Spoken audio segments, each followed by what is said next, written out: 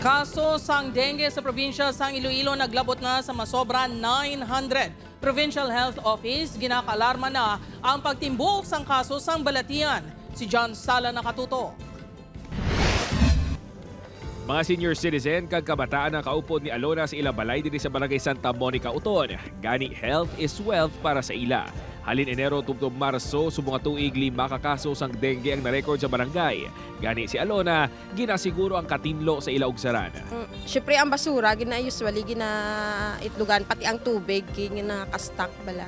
So dapat matinlo gid everyday. Bangod may clustering of cases na kung may masobra na sa 2 ka kaso ang barangay, mas ginapasangkad ang pagpaninlo sa ugsaran kag misting ilabi na sa mga zona nga may dengue cases. May area kami ginakatuan in case nga nakakatuan sa area isa namang ka area kaya kulupit tapos manglimpyo gid every 4 o'clock.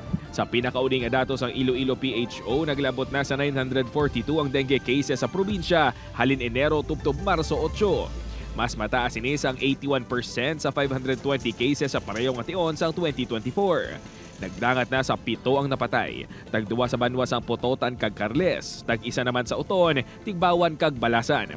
Sa kadamuon sang nagbalatian, nakalista sang pinakamadamong kaso ang Banwas ang San Joaquin nga may 69 cases. 57 cases naman sa Uton, kag nagdangat sa 56 cases sa Banwas ang Leon.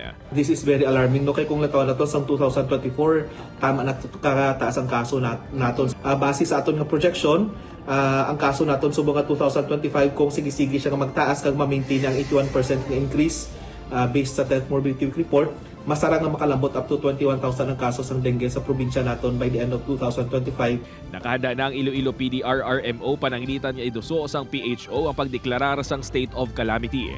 30% o kung 72 million pesos sa Quick Response Fund ang paggagamiton para sa dengue response.